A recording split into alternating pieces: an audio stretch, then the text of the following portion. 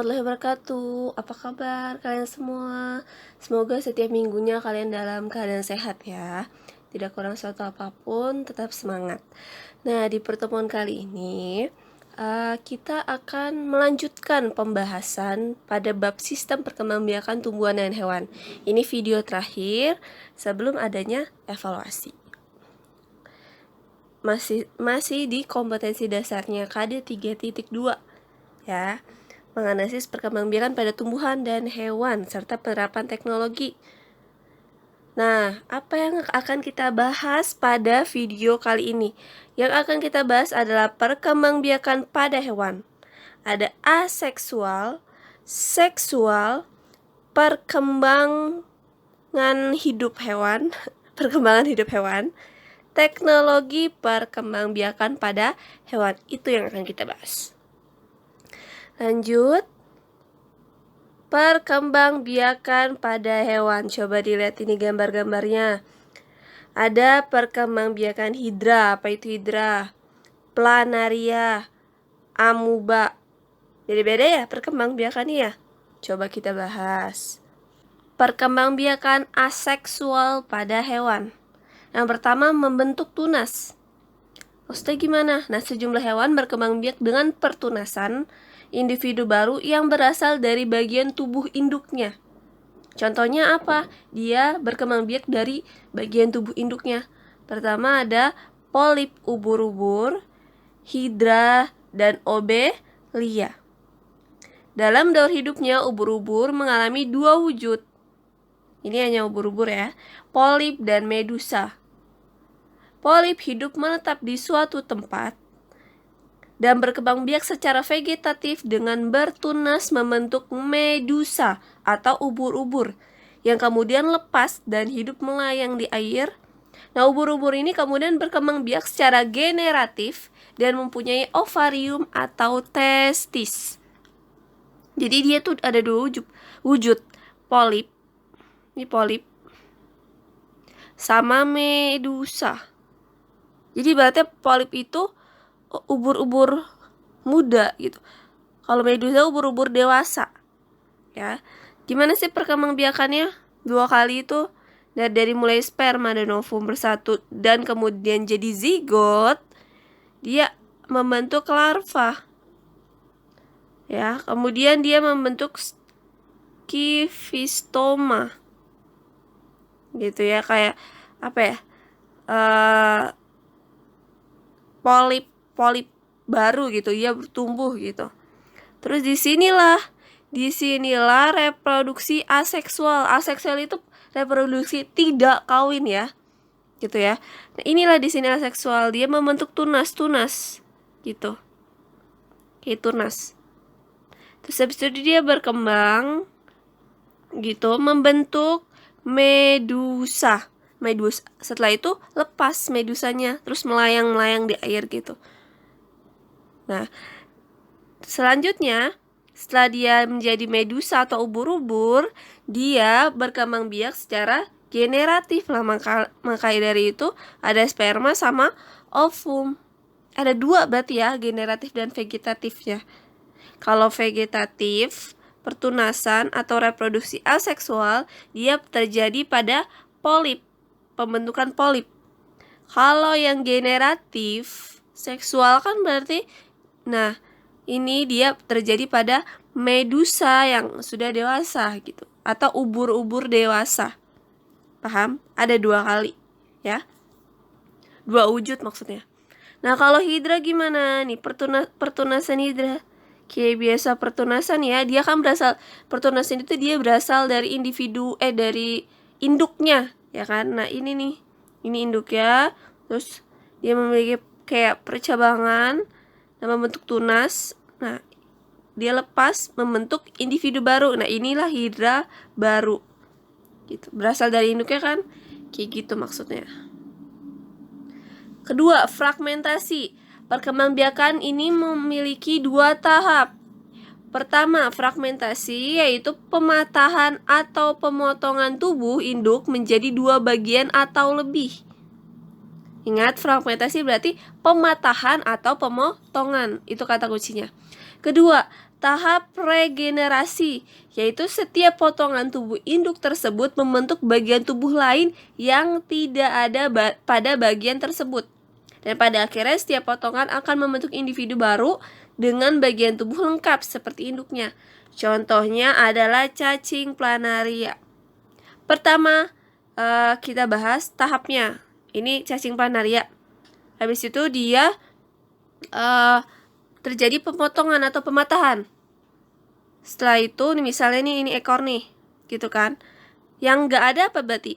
Badan sama kepalanya. Nah, di ekor ini dia akan membentuk badan dan kepalanya. Nah, coba lihat di bagian atas. Cuma ada kepalanya kan? Nah, nanti dia akan membentuk badan dan ekornya. Paham? Nah, inilah jadi planaria baru.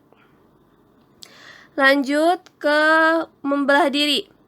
Perkembangbiakan dengan cara membelah diri umumnya terjadi pada hewan bersel satu. Misalnya apa? Amuba dan paramecium. Ya, amuba ini sering kalian dengar juga kan ya, amuba bersel satu dengan cara membelah diri gitu. Ada lagi paramecium. Pada keadaan normal, amuba yang sudah cukup besar akan membelah. Mula-mula inti selnya membelah secara mitosis. Mitosis apa kemarin? Sel anakannya sama jumlahnya dengan sel induknya gitu. Sehingga menjadi 2 inti. Kemudian bagian sitoplasmanya juga membelah. Bagian tengah sitoplasma mengenting, membelah, memisah gitu. Dan akhirnya putus. Gitu. Sehingga amuba menjadi 2 individu baru. Nih tahap-tahapnya. Dia udah dewasa nih, ya kan? Habis itu amubanya jadi membulat. Setelah itu kayak dia kayak mau memanjang, siap-siap membelah. Nah, ini nih. Dia membelah. Inti selnya juga ikutan membelah nih, lihat di sini, ya kan? Jadi inti selnya dari memanjang terus kayak ketarik jadi membelah. Gitu, terus diikuti juga oleh pembelahan protoplasma atau sitoplasmanya. Kemudian sitoplasmanya membelah dan terbentuklah amuba. Gitu ya. Itu membelah diri. Aseksual yang keempat yaitu partenogenesis. Itu pertumbuhan dan perkembangbiakan embrio atau biji tanpa fertilisasi atau pejantan. Partenogenesis terjadi secara alami pada beberapa spesies. Contohnya pada hewan lebah, semut, tawon, kutu daun, kutu air. Contohnya gimana sih partenogenesis pada lebah? Dia ada perkembangan embrionya, nggak pakai fertilisasi, berarti nggak pakai jantan gitu ya, pejantan. Pertama, partenogenesis pada lebah. Lebah ratu menghasilkan ovum. Ya, jadi dia menghasilkan ovum aja gitu. Ovum yang dibuahi akan tumbuh menjadi lebah jantan dan lebah ratu yang bersifat steril. Tahu steril? Steril itu dia tidak bisa memiliki keturunan. Ovum yang tidak dibuahi akan tumbuh menjadi lebah pekerja gitu, jantan atau betina. Nah, lebah jantan ini bersifat fertil. Gitu ya. Nih perkembangannya. Ini lebah ratu. Jadi pembelahan partenogenesis nih. Yang membentuk lebah pekerja. Nih, yang tidak dibuahi membentuk lebah pekerja. Yang dibuahi membentuk lebah jantan dan lebah ratu. Gitu ya. Jadi kayak ada 2 gitu. Ada yang partenogenesis yang tidak dibuahi dan ada yang dibuahi.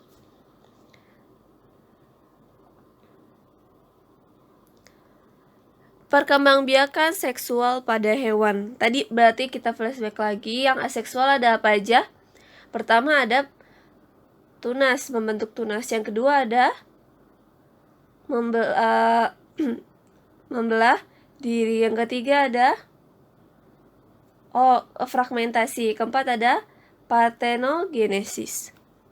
Perkembangbiakan seksual terjadi melalui proses perkawinan antara hewan jantan dan hewan betina melalui proses fertilisasi, yaitu proses peleburan inti sel sperma dan inti sel telur. Kalau seksual berarti kawin ya. Terdapat dua cara fertilisasi. Pertama, fertilisasi internal. Internal berarti in itu di dalam. Kalau X berarti di luar. Kalau fertilisasi internal, yaitu proses peleburan antara inti sel telur dan inti sel sperma terjadi di dalam tubuh induk betina. Itu berarti di dalam. Contoh siapa aja? Sapi, ayam, kura-kura, buaya, dan lain-lain yang perkembangbiakannya di dalam tubuh. Kalau fertilisasi eksternal, proses peleburan antara sel telur dan sel spermanya terjadi di luar tubuh induk betina. Contohnya, ikan. Ya. Berdasarkan cara perkembangbiakan dan kelahiran embrionya, hewan yang berkembang biak secara seksual dibagi menjadi 3. Ini sering banget kalian sudah mempelajari ini, ya kan di SD? Vivipar, ovipar, dan ovovivipar. Perkembangbiakan seksual pada hewan yang pertama adalah hewan vivipar atau melahirkan. Fertilisasi dan perkembangbiakan embrionya secara internal. Embrio akan berkembang menjadi janin dan akan lahir saat umurnya sudah mencukupi. Nutrisi embrio berasal dari induk melalui plasenta dan kelenjar atau kelenjar susu. Contohnya apa aja sih hewan yang melahirkan? Itu ya bisa lihat di gambar ya, kelelawar, kuda, tikus, kelinci, singa, dan lain-lain. Lanjut, hewan ovipar. Ingetin aja, O itu kayak telur ya, berarti dia bertelur. Nah, perkembangbiakan embrio secara eksternal atau di dalam telurnya gitu. Embrio mendapat cadangan makanan dari kuning telur. Beberapa hewan menghasilkan puluhan hingga ratusan setiap kali bertelur. Ya, karena seleksi alam, tidak semua telur akan menetas dan tidak semua individu yang menetas akan tumbuh dewasa. Jadi tergantung perkembangan masing-masing telur. Gitu ya. Ini maksudnya perkembangbiakan embrio secara internal tapi kok di dalam. Tapi dia berkembangnya di luar tubuh induknya enggak? Iya, di luar tubuh induknya gitu. Jadi dia secara eksternal. Contohnya apa aja nih? Ada ular, ayam, dan lain-lain. Lanjut, nih perkembangbiakannya seksual yang struktur bagian dalam telur. Ini ada bagian-bagian ini, ya. Kalaza yang mana nih yang putih-putih nih garisnya? Ya. Berfungsi sebagai tali yang menjaga embrio tetap berada pada bagian atas kuning telur. Oke. Nih embrio. Kayak talinya gitu. Kalaza juga berfungsi menjaga kuning telur berada pada tempatnya. Gitu ya. Dia harus tetap stay, nggak kemana-mana gitu. Kuning telur merupakan cadangan makanan bagi embrio. Ingat ya, kuning telur itu cadangan makanan bagi embrio. Putih telur pelindung embrio dari guncangan. Nah, ini yang biru-biru ini putih telur. Ya. Ruang udara berfungsi menyediakan keperluan oksigen dan embrio. Ya, ruang-ruang udara. Cangkang berfungsi melindungi telur dari guncangan dan dari kuman penyakit.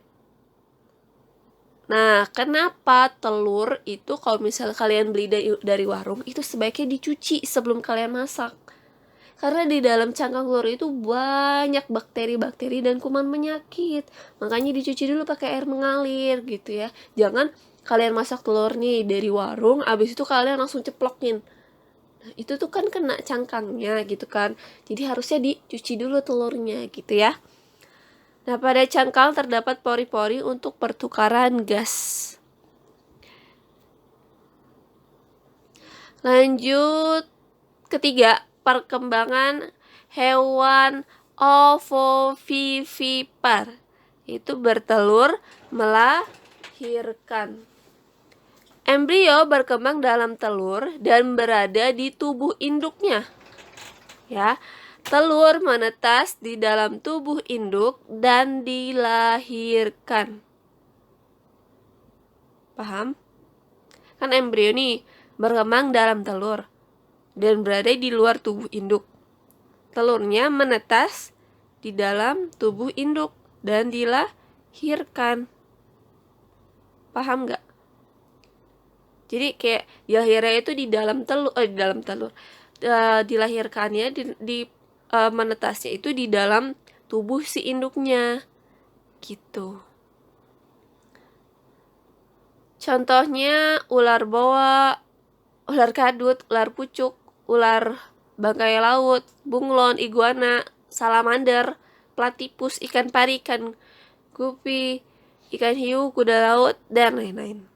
Gitu ya, itu bertelur dan melahirkan. Ada 2 fase.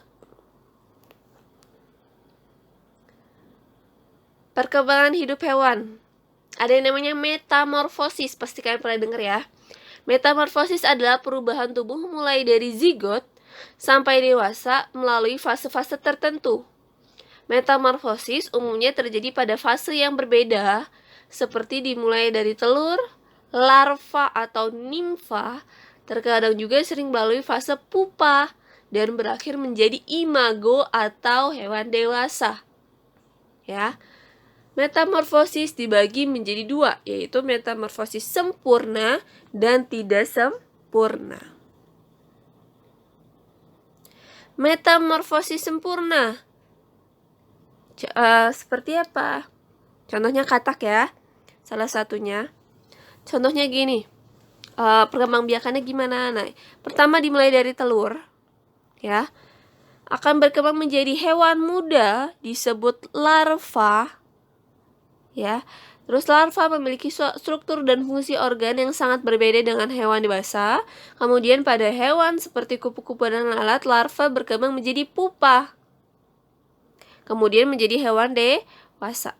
Berarti dimulai dari telur, larva atau hewan muda, terus pupa, kemudian baru hewan dewasa. Contohnya pada kupu-kupu, lalat buah, nyamuk, katak, semut, gitu ya. Kedua, metamorfosis tidak sempurna. Pada hewan yang mengalami metamorfosis tidak sempurna yang dimulai dari telur akan berkembang menjadi hewan muda yang disebut nimfa. Beda ya, tadi metamorfosis sempurna disebutnya larva. Ini nimfa. Nimfa merupakan hewan muda yang mirip dengan hewan dewasa tetapi memiliki ukuran yang lebih kecil dari hewan dewasa. Ini udah mirip ya, gitu, tapi cuma ukurannya aja yang berbeda. Nah, selanjutnya nimfa berkembang menjadi hewan dewasa. Beda ya, tadi kalau di metamorfosis sempurna ada fase pupa, ada beberapa fase pupa. Kalau di sini nggak ada. Dan kalau di yang sempurna disebutnya larva, kalau di tidak sempurna nimfa. Contohnya apa? Kecoa, belalang, capung, gitu ya. Ini fase metamorfosis tidak sempurnanya belalang, ini kecoa ya. Lihat, dari telur dia jadi nimfa langsung, lihat, jadi langsung belalang kecil, gak ada kayak pupa dan segala macam.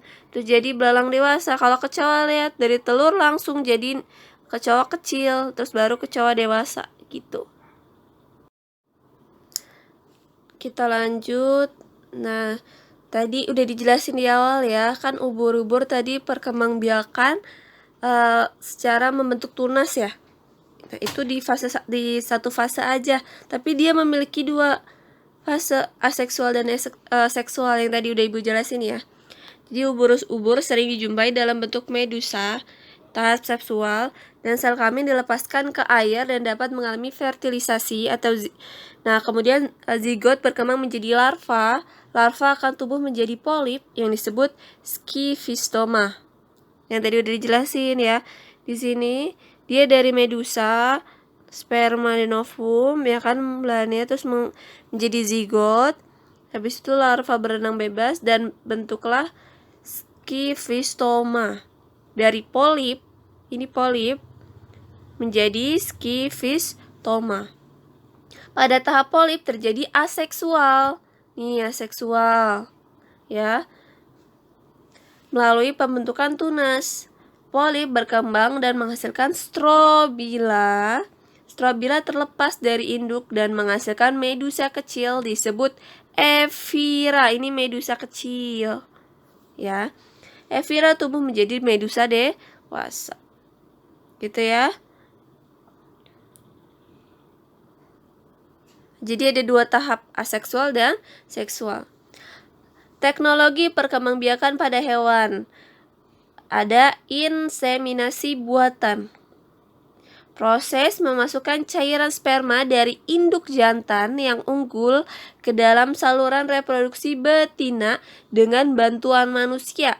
Biasanya menggunakan alat seperti suntikan. Nah, kayak gini nih digambar. Nih kayak suntikan terus dimasukin tuh ke si betina. Manfaat dari inseminasi buatan antara lain efisiensi waktu gitu ya, jadi cepat kan, dibantu oleh manusia, efisiensi biaya, dan juga memperbaiki kualitas anak sapi. Karena apa? Dia berasal dari induk jantan yang unggul gitu ya, jadi diharapkan akan menghasilkan sapi yang unggul juga. Sebagai contoh, untuk menghasilkan anak sapi dengan kualitas daging yang baik dan berjumlah banyak, diambil sel-sel sperma dari sapi Brahma dari India. Jadi itu sapi Brahma itu mempunyai kualitas daging yang bagus gitu, untuk diinseminasi pada sapi betina lokal gitu. Jadi kayak kita ibaratnya nggak usah punya atau beli sapi si Brahma, jadi kita ambil aja spermanya gitu. Itu inseminasi buatan gitu ya. Nah, sekian pembahasan pada bab 2, yaitu sistem perkembangbiakan tumbuhan dan hewan. Dan selanjutnya kita akan melakukan evaluasi. Nah, di sini ada sedikit quotes. Apa yang kalian lakukan pada detik ini maka akan berdampak pada detik selanjutnya. Apapun hal negatif yang akan kalian lakukan pada detik ini akan berdampak pada detik selanjutnya. Berupa apa? Hal negatif juga. Maka lakukanlah hal positif pada detik ini dan akan berdampak ke depannya pada detik selanjutnya hal positif juga. Jadi ini adalah pilihan kalian. Kalian akan melakukan hal positif atau hal negatif. Ini tergantung pilihan kalian. Oke. Kurang lebihnya dari Ibu mohon maaf. Apabila ada kata-kata yang salah atau kurang jelas, mohon dimaafkan. Kalian bisa tanya ke Ibu via WhatsApp atau bisa di kolom komentar Google Classroom. Semoga bermanfaat. Terima kasih sudah mendengarkan video ini dan menyimak sampai habis. Wassalamualaikum warahmatullahi wabarakatuh.